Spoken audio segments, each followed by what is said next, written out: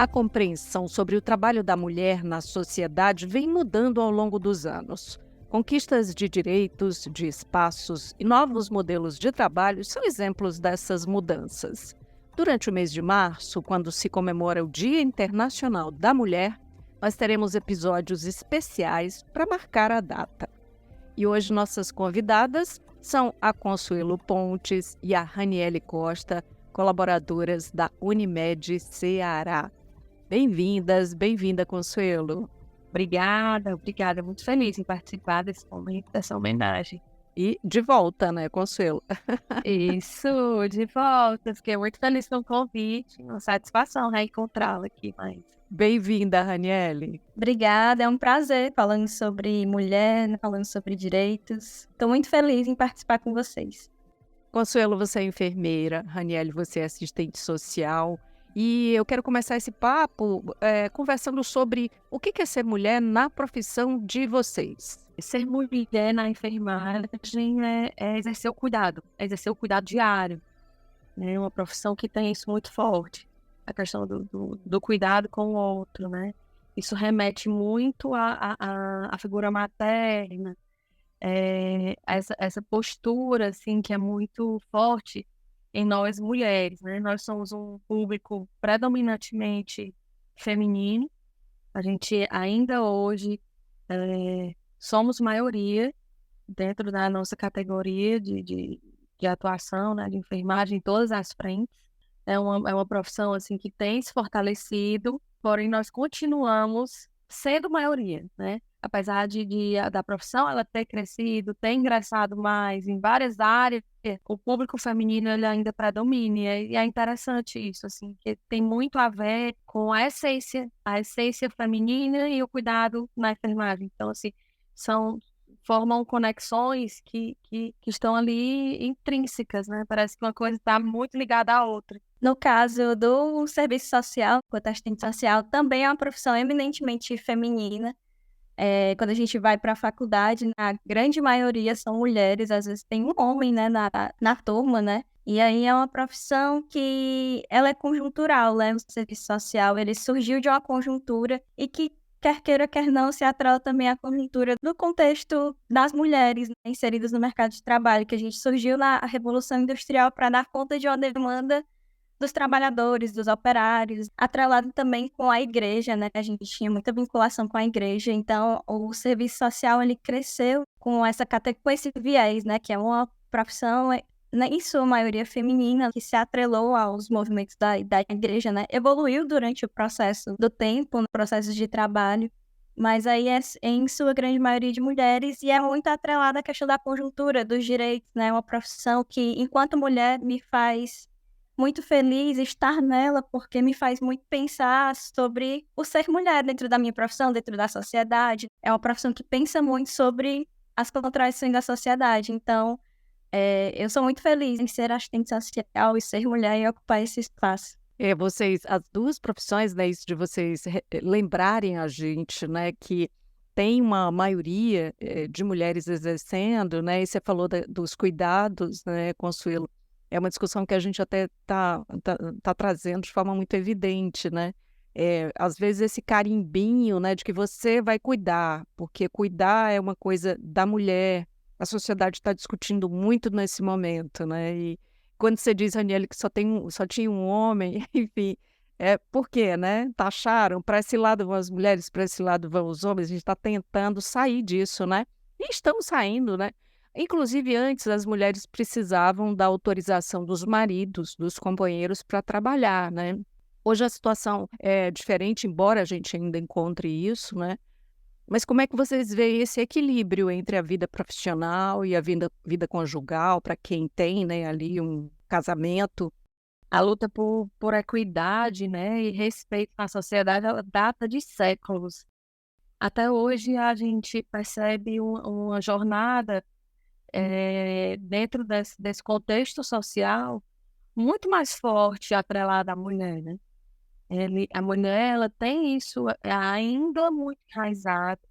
E você trouxe uma questão importante, assim, muito se tem discutido sobre esse papel. De que é esse papel? Até então, assim, eu fui mãe aos 21 anos. E eu tive que amadurecer muito rápido, né? E eu tive que aprender a cuidar. Então, a impressão que eu tinha em muitas situações, apesar de estar casada à época, era que aquela atribuição ela era minha, exclusivamente minha. E eu tinha que dar conta da faculdade, eu tinha que dar conta da casa, e não tinha horário para dormir e tal. Isso vamos lá, há 20 anos atrás, né? Você imagina isso no século anterior, né? Ou então há 40 anos atrás. Eu estava revendo isso, né, recentemente, assim, diariamente. Eu acredito que a gente, enquanto mulher, a gente se questiona sobre esses papéis, né? Até que ponto essa exaustão a gente vai levar adiante? Até que ponto, até quando nós vamos encarar isso como um fato normal? E trazer isso à tona, né? E trazer isso à discussão dentro da nossa própria casa. Dividir, conversar sobre o assunto. Eu acho que isso que a gente está fazendo nesse momento aqui é trazendo um pouco disso também, né? A reflexão da sociedade como um todo, da família. Eu acredito que nós tenhamos famílias mais felizes, mais leves, né? Isso vai impactar no todo, dentro da nossa rotina doméstica, dentro do nosso direcionamento com os filhos e na própria relação marido e mulher. Essa questão do cuidado é uma questão que vem muito forte para mim, porque enquanto mulher, enquanto profissional, no último ano eu fiz uma pesquisa, né, no mestrado, que falou justamente sobre isso, o cuidado feminino, que em sua maioria a gente observa nas nossas famílias, no nosso dia a dia. E isso era uma coisa que me instigava muito, assim, eu percebi, e eu vivi isso. Uma vez conversando com uma amiga, a gente conversando, né, sobre essas questões de cuidado, e aí eu disse pra ela, a gente sempre é relegada a esse papel de cuidado. Quando eu era criança, que minha irmã nasceu, tinha por volta de 12, 13 anos, aí ela nasceu e o cuidado dela foi atribuído a mim. Algumas questões da casa, e aí essa questão do ser mulher e a questão do cuidado hoje em dia está muito em voga e é um tema que perpassa muito ao meu dia a dia. Nessa pesquisa, eu falo justamente sobre isso, né? O cuidado que é relegado às mulheres. E não só o cuidado, mas a gente se divide em várias tarefas. É o cuidado da casa, é o cuidado do trabalho, a gente é multitarefas. E aí, dentro de uma sociedade hoje, é importante a gente falar sobre esse lugar de cuidado atribuído a nós, mulheres, pensar por que sempre nós, observar, né, o nosso dia a dia, dividir as tarefas dentro de casa é importante, né? Ao criar os meninos, as nossas crianças homens, ensiná-los a dividir o dia a dia, mostrar que todo mundo dentro de uma casa tem uma tarefa. E aí, tem uma autora, né, que eu utilizei muito nessa pesquisa, que é a Helen Mirata. Ela faz uma grande pesquisa que fala justamente isso. Ela fala sobre o gênero do cuidado, as mulheres que são atribuídas à atividade do cuidado, seja ela remunerada ou não remunerada. E aí, falando dessa questão, né, do ser mulher, assistente social, estar numa profissão eminentemente feminina, a gente, enquanto categoria, a gente luta contra essa maré, às vezes, no sentido de tentar desconstruir essa visão. Óbvio que a questão do cuidado ela é inerente a nós, enquanto seres humanos, faz parte da nossa existência, cuidar do outro, cuidar de si mesmo. Mas a gente luta contra a maré. E hoje, ser assistente social, ser mulher, estar ocupando espaço de trabalho em que eu posso problematizar isso é muito importante para mim, enquanto na minha relação, na minha própria relação pessoal aqui em casa. A gente divide tudo. Hoje em dia, a gente divide todas as tarefas, a gente tenta se organizar dessa forma, justamente tentando desconstruir essas questões. Que bom. Você falou aí do mestrado, né? Mulheres tinham o acesso à educação bem mais limitado, né? E aí a ampliação desse acesso, obviamente que foi muito importante. Como é que foi a vida estudantil de vocês e a escolha da profissão, por exemplo? Vocês já chegaram sabendo, a minha profissão é essa, eu almejo isso? Foi assim? Eu venho de uma família que já está muito inserida dentro do contexto de saúde. E a enfermagem, para mim, ela veio muito como uma oportunidade também do momento, né? Eu não me considerava assim. Eu sabia que eu queria cuidar, mas eu não estava tão preparada assim para decidir o que eu ia fazer do resto da vida, né? Então, eu resolvi, me apaixonei pela profissão. E sou muito feliz sendo enfermeira. Eu sempre consegui muitas conquistas dentro da profissão, né? E isso me traz muito orgulho. E tem um fato interessante que eu também tive a oportunidade de concluir o mestrado, é que mesmo durante muito tempo nós tivéssemos tido essa restrição, né? Nós precisávamos de autorização para estudar, né? Éramos muito vinculados às autorizações ou do marido ou do pai. Hoje, a gente tem um dado que 25% das mulheres delas têm maior quantidade de títulos, né? Estão em uma maior proporção ao público masculino. Então, mesmo com as multitarefas, as multiatribuições, mesmo com todo o contexto social recaindo sobre nós, mesmo assim, dentro da esfera educacional, de qualificação, a gente conseguiu nos sobressairmos, né, nesse aspecto. Nós, enquanto enfermeiros, nós somos a categoria de saúde que mais pesquisa, tem mais pesquisas publicadas dentro da área da saúde. Então, é interessante isso, assim, que é uma profissão muito árdua, requer muito dedicação, requer muito empenho nosso, horas e horas longe de casa, com plantões, né? Você viu aí na pandemia que a gente trabalhou muito fortemente, né? A gente fomos incansáveis, muito sacrifício, muita doação, muito amor. E é isso, o resultado disso faz valer tudo muito a pena. Já na minha trajetória, o meu sonho era fazer enfermagem. Olha que curioso. O primeiro vestibular que eu prestei foi para enfermagem mesmo. Eu tinha uma pessoa na minha família, tem uma pessoa, né, uma tia que é enfermeira. E aí eu admirava muito a profissão, e sempre tive esse sonho. Fiz um curso técnico de enfermagem, mas não cheguei a concluir.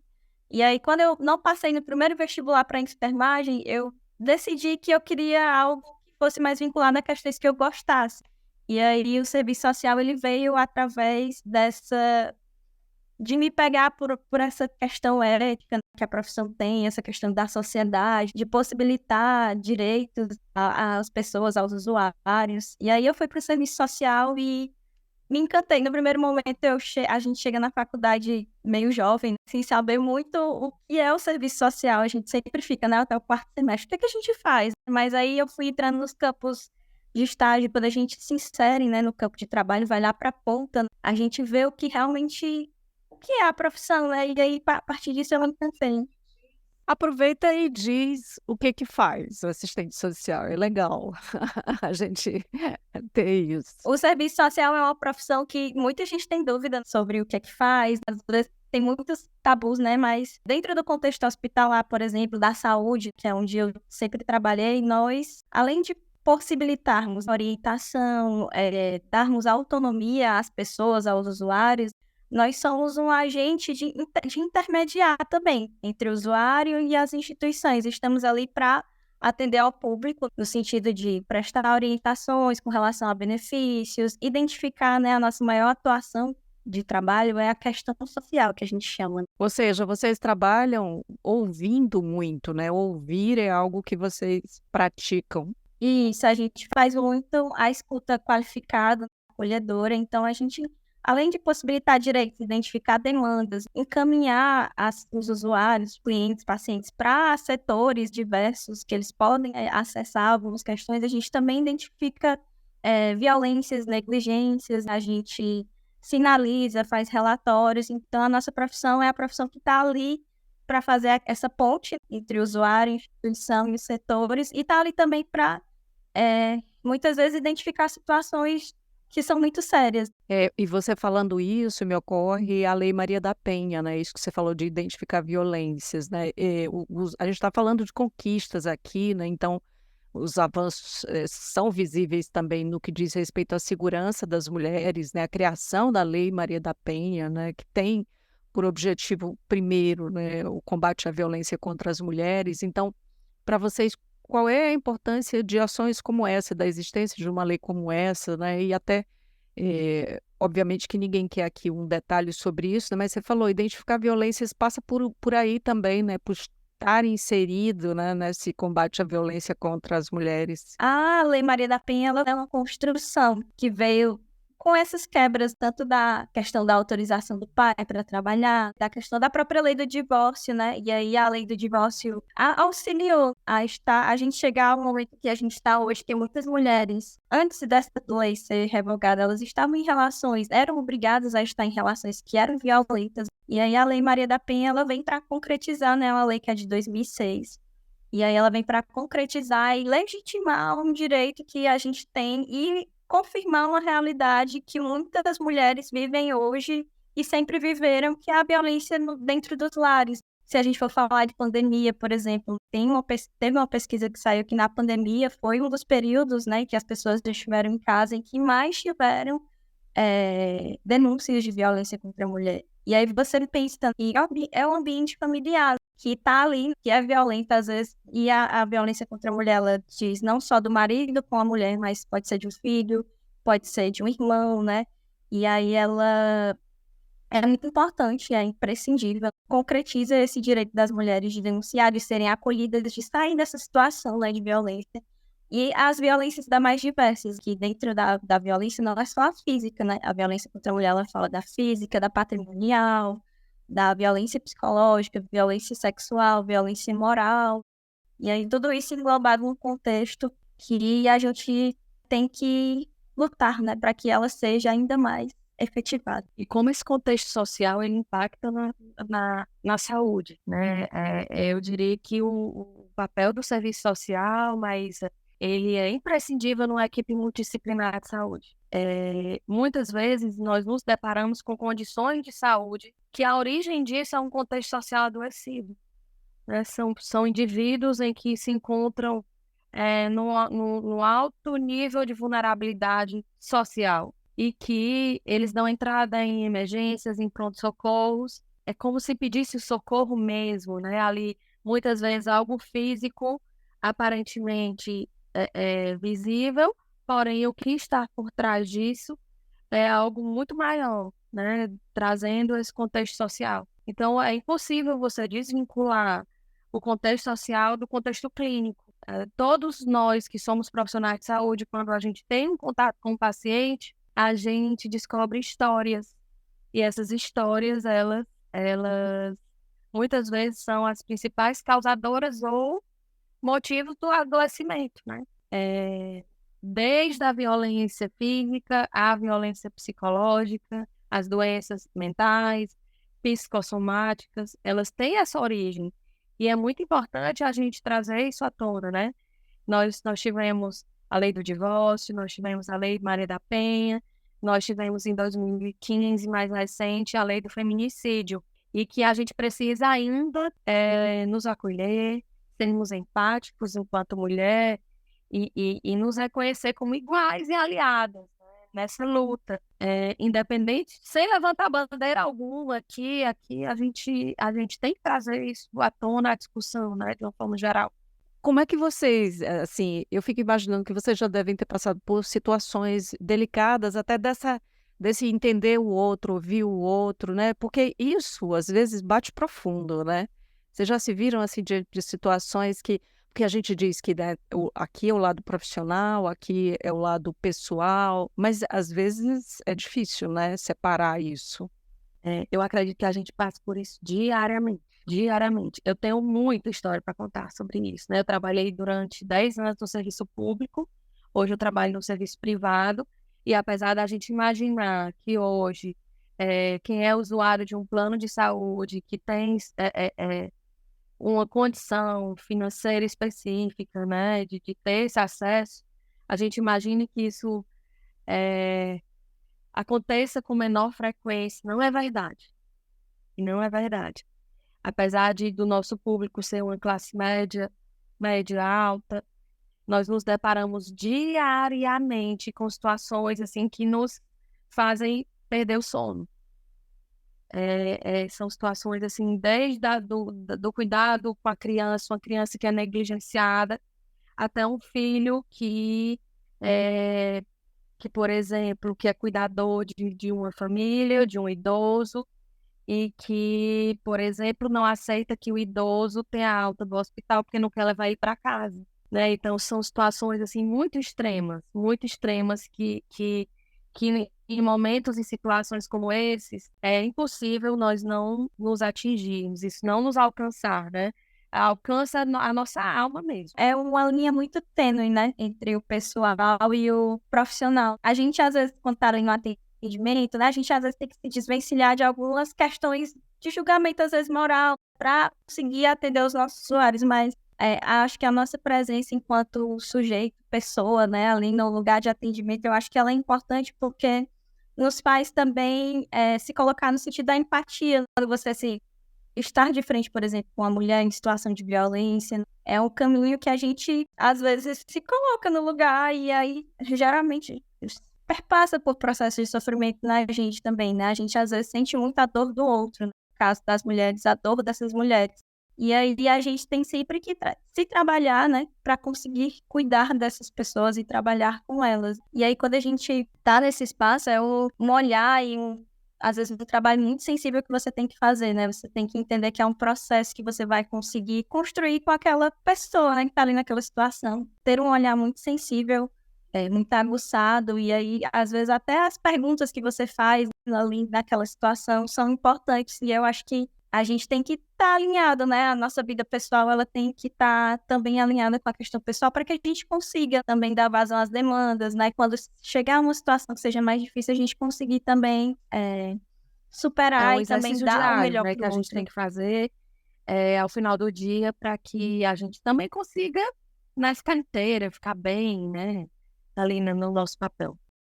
Porque também nem tudo você pode, né? Acho que isso sempre está claro, né? Em qualquer profissão, eu acho que a gente sabe que nem tudo pode, né? Tem o limite até onde vai, né? A sua possibilidade, né? De agir ali, de ajudar, enfim, de resolver, né?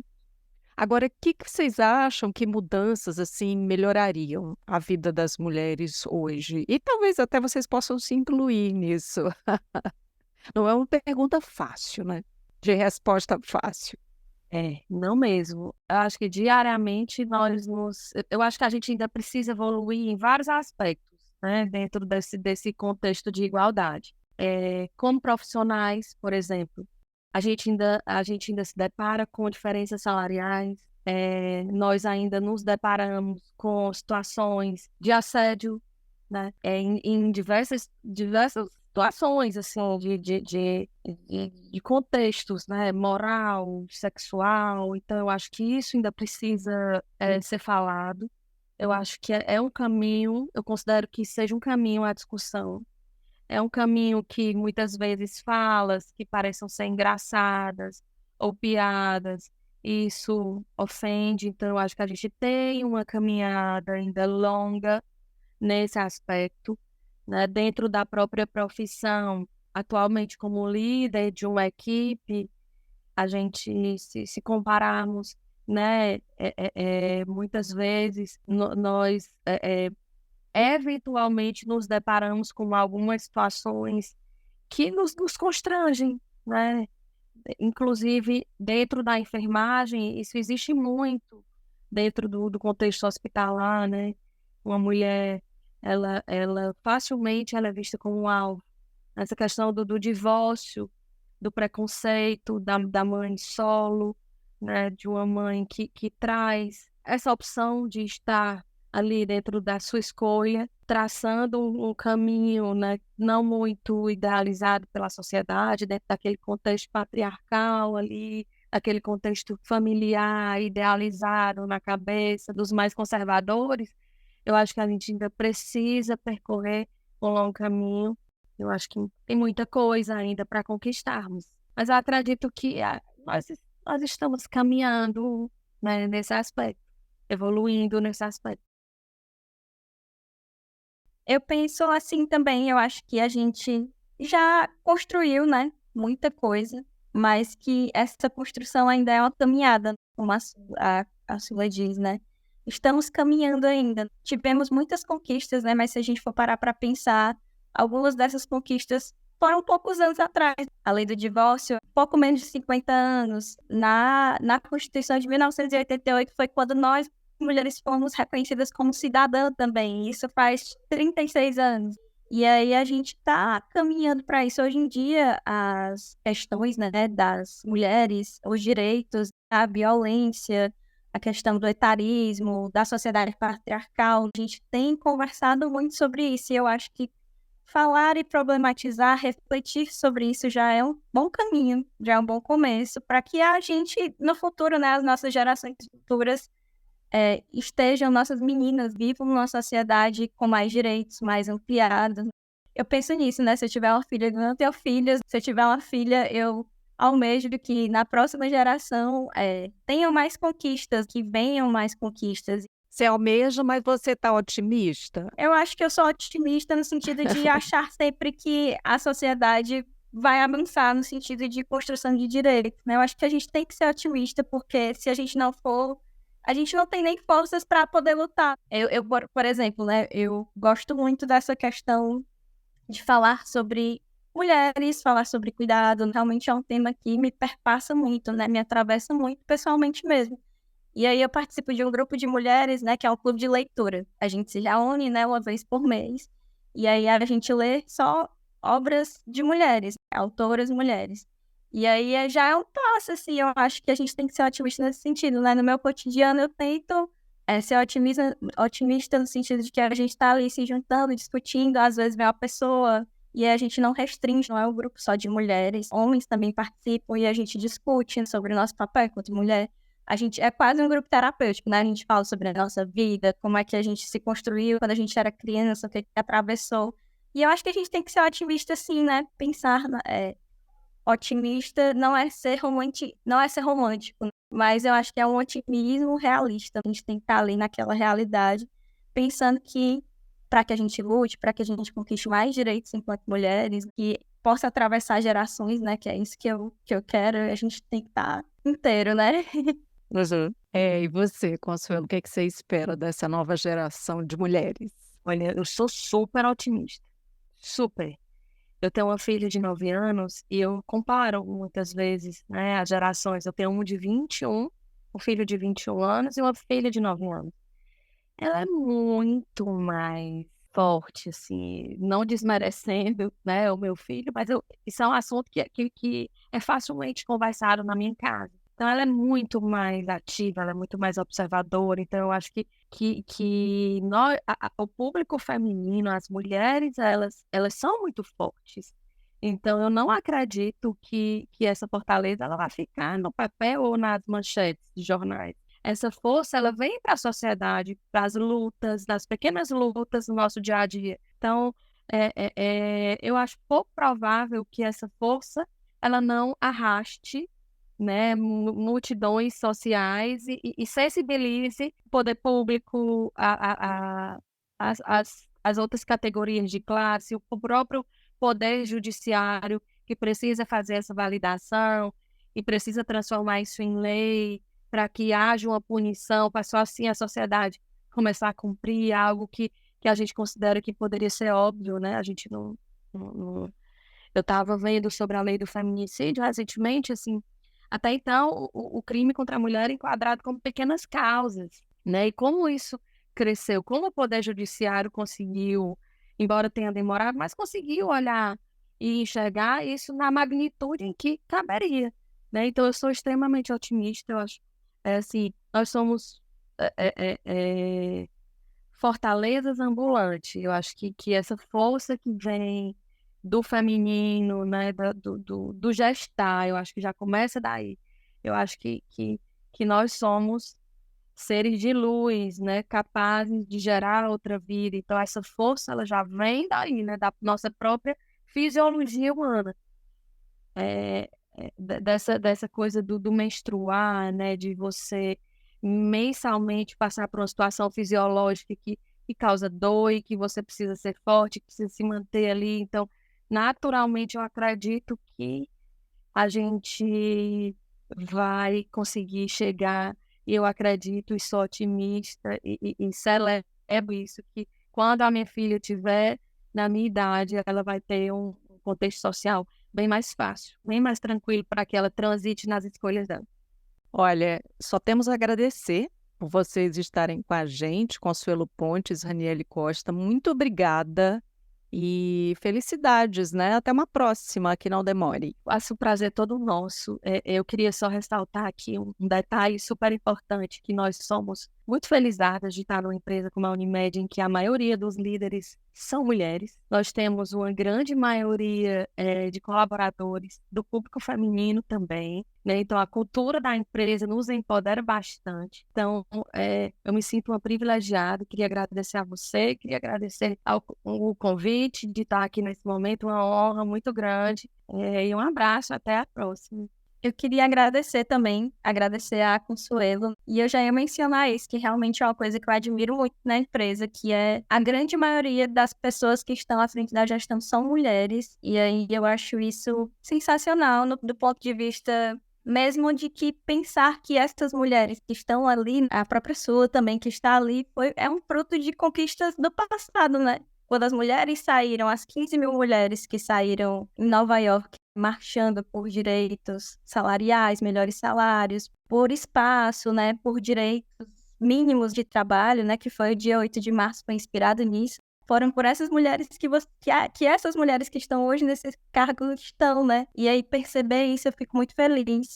Fico muito feliz por poder participar, né, desse bate-papo, de falar sobre esse tema que atravessa muita gente enquanto mulher. Falar sobre a gente, falar sobre outras mulheres, eu acho que a gente tem que se unir no sentido de apoiarmos enquanto mulheres nessa sociedade que às vezes é muito machista, é muito patriarcal ainda, né? Mas que a gente vai construir essa desconstrução para as próximas gerações, para os nossos filhos, né? Para a filha da Sula, para todos nós.